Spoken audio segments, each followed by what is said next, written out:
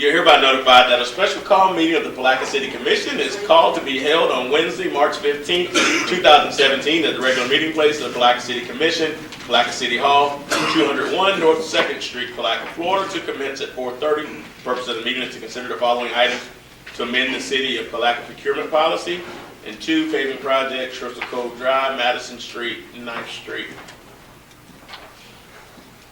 We'll go ahead and call this meeting to order. Roll call, please. Mayor Hill, Here. Vice Mayor Brown, Present. Commissioner Campbell, Present. Commissioner Williams, Here. and Commissioner Borum is removed. Let's go ahead and stand for the invocation. Commissioner Campbell, can you lead us in invocation and also in the pledge? Would everyone please bow their head? Dear Heavenly Father God, we thank you for this day, a day that we've never seen before, your brand new grace and mercy that you bestowed upon us, God. We thank you for the opportunity to gather to conduct the business of this city, God. As we go forth, continue to give us the wisdom, knowledge, and understanding to positively move this city forward. In your name, amen. Amen. I pledge allegiance to the flag of the United States of America and to the republic for which it stands, one nation, under God, indivisible, with liberty and justice for all.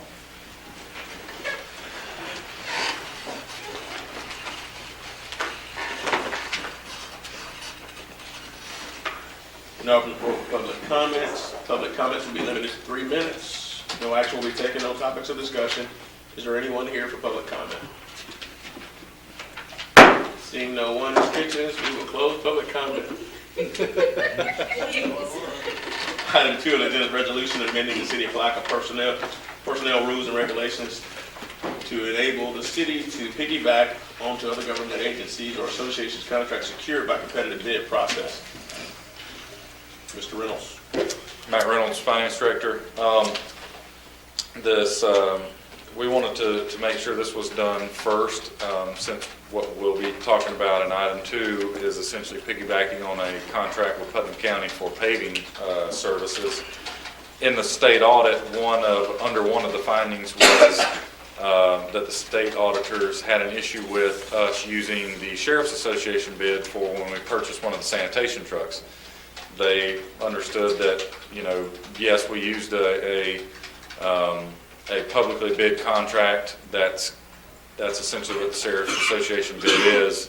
It's meant to be piggybacked on by other entities throughout the state.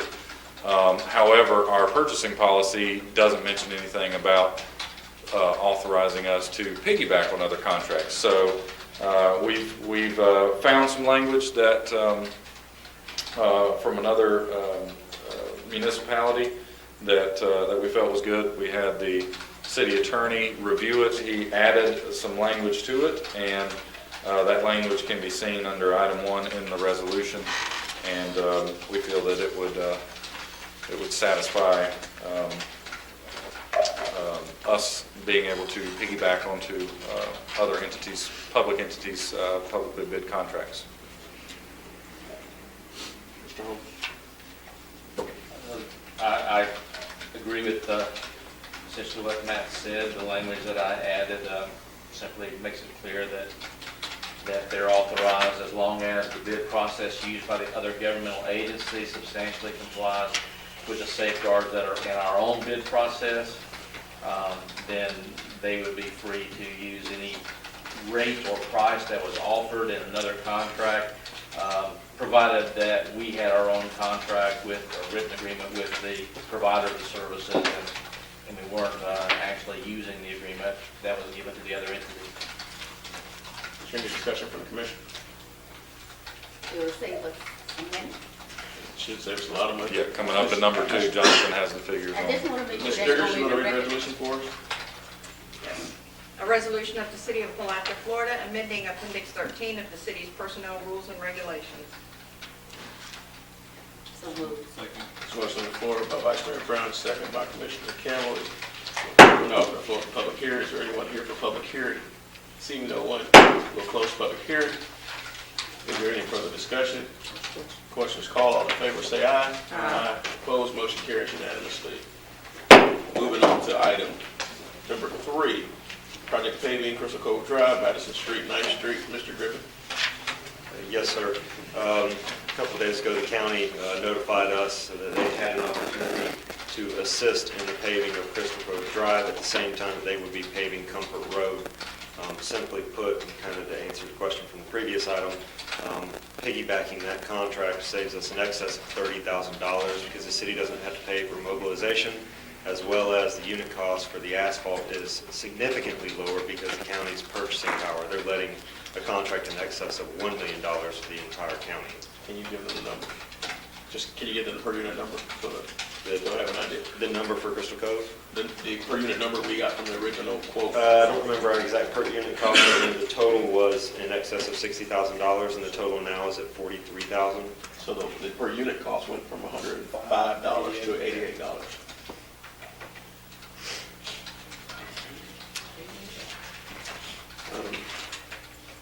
Any further discussion? Any questions for Mr. Griffin? Yeah, I want to know what they're doing in 9th Street. You want me to go into the details there? Yes. DOT has asked, DOT maintenance out of St. Augustine has asked that we mill and resurface that section of 9th from St. John's Avenue to Oak Street where we have a lot of utility patches. This is our effort to get that cost. It may be that DOT engineering comes back and says, city, please don't waste your $20,000 to $30,000 to mill and resurface that. If we're going to come back through in a year and tear it up, we'd rather you use those funds to redo your infrastructure.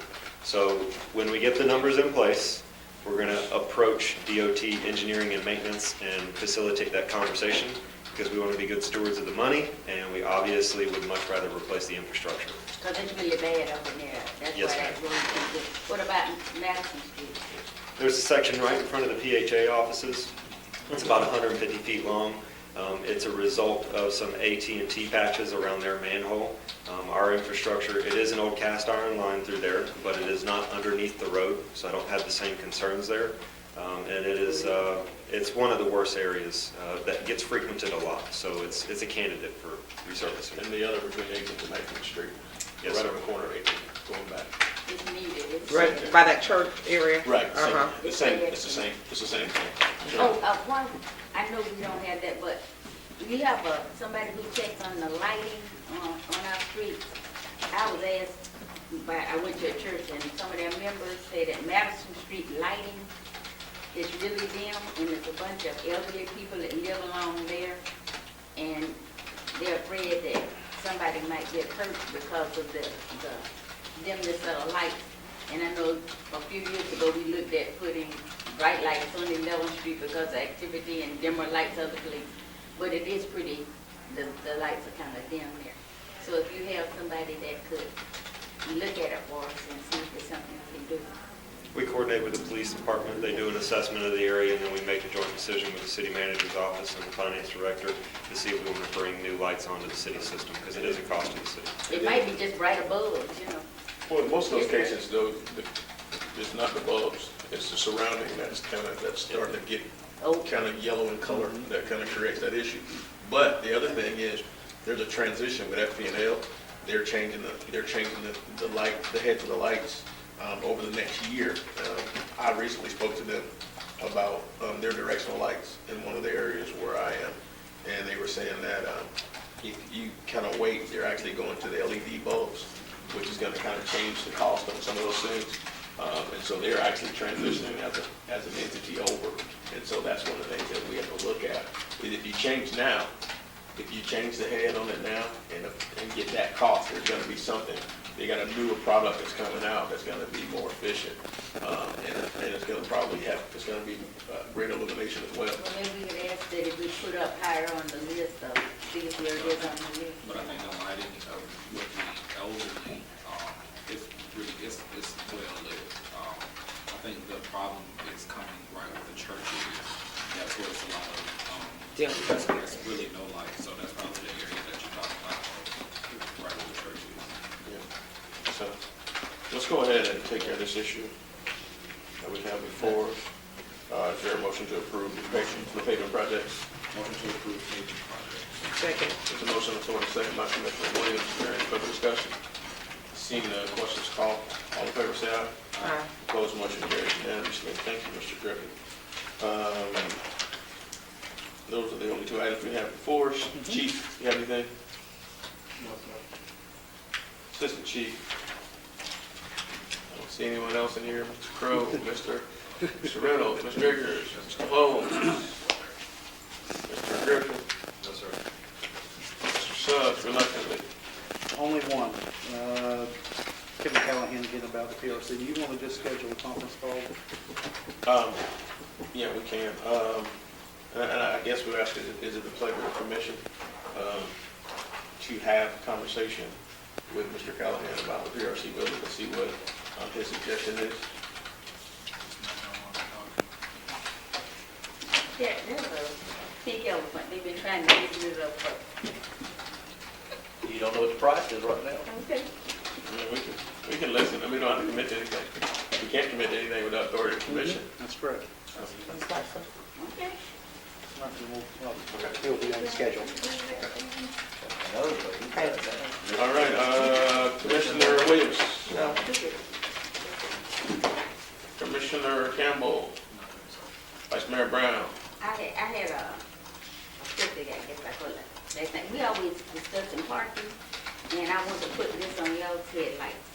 We bought the property where the Tillman House is, River Street, for parking, and Mr. Bush let the Tillman House, let the art people move in.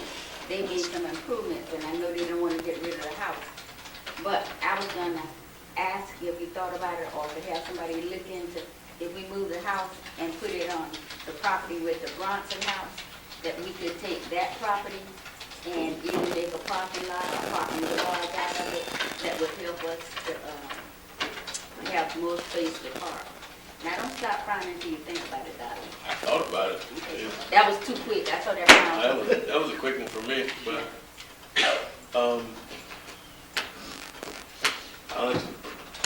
we can discuss it if you want to, but But I would ask it and look at the cost of what it would be either way. over $50,000 based upon what we've seen for house moving in other places, not counting what damage is done to the house on the inside. So, I mean, I just don't think it'd be cost effective. Well, let them look and find out. That's all I ask. And give it Mr. Griffin. Call the house mover. I don't have, is that all you have? Yes.